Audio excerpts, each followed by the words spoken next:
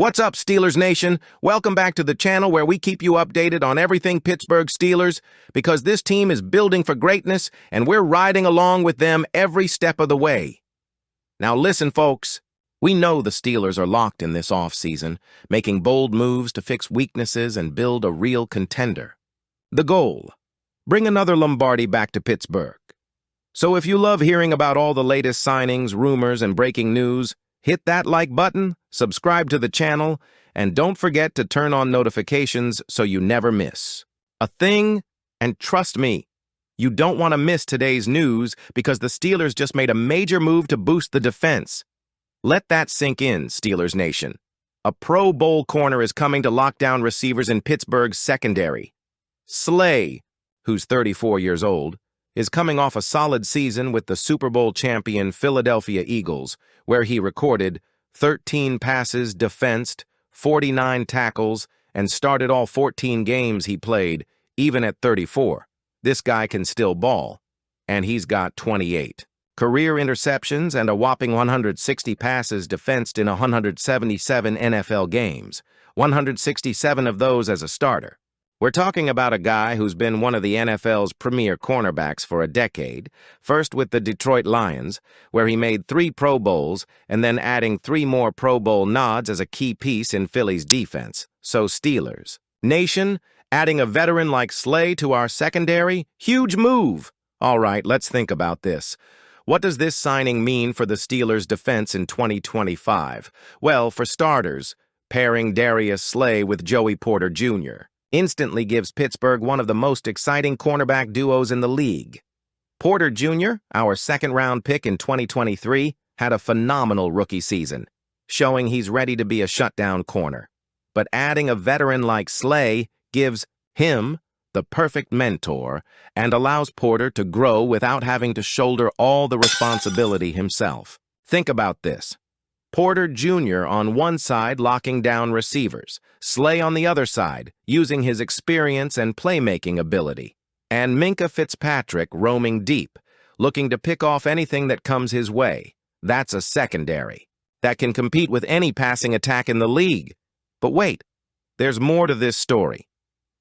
You guys remember that earlier this offseason, the Steelers signed running back Kenneth Gainwell from the Eagles too, right?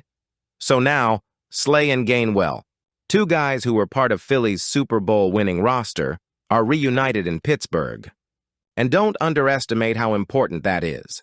Chemistry matters, and having guys on both sides of the ball who have won at the highest level is huge for team culture. Gainwell adds depth to the running back room behind Jaylen Warren and Najee Harris. And now, Slay brings leadership and a championship mentality to the defense.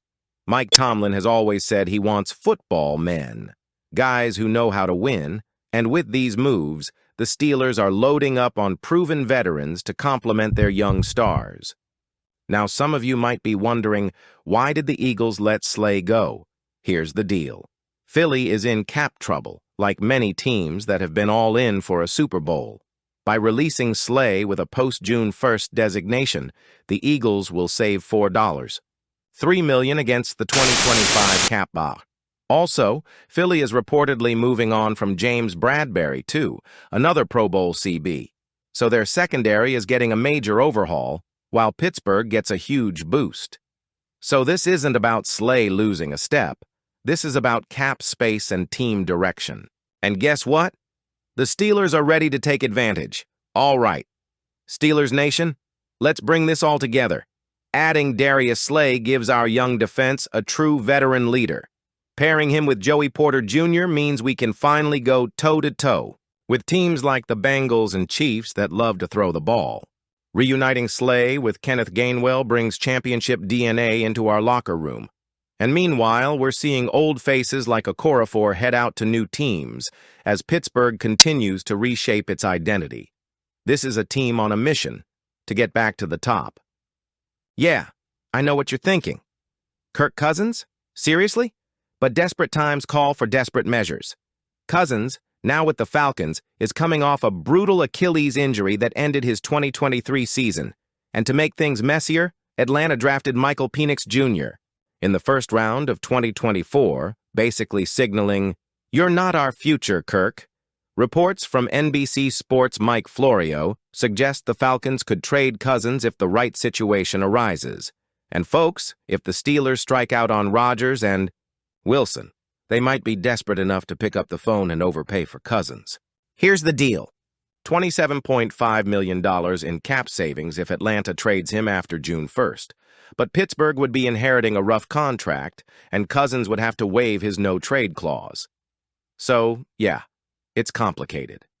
But tell me in the comments, would you rather have Cousins over a rookie or Mason Rudolph?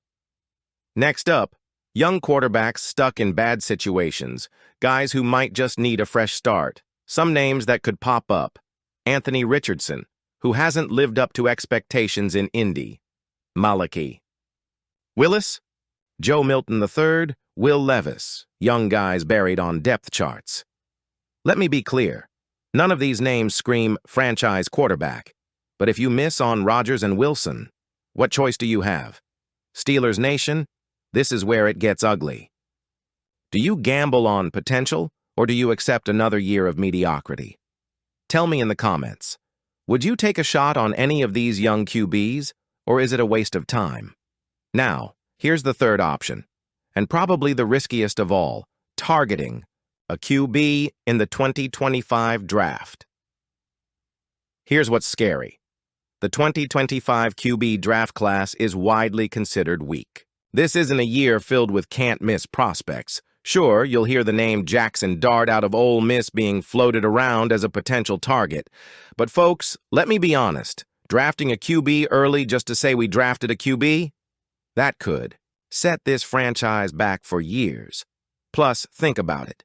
Steelers fans would be livid if we reach for a guy projected to go in the second or third round, just because we missed in free agency.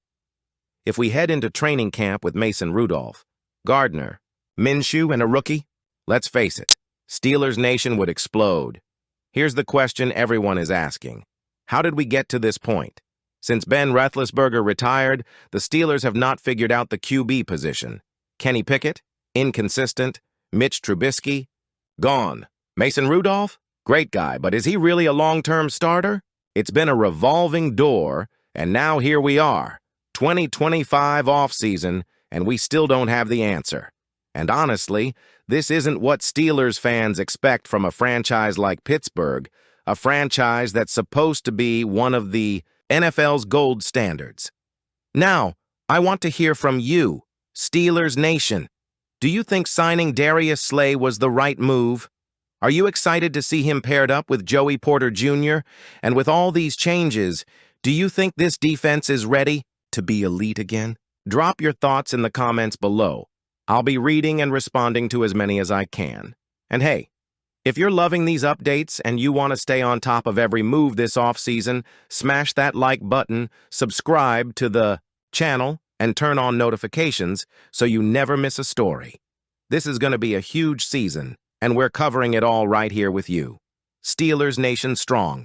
Thanks for watching, and as always, here we go.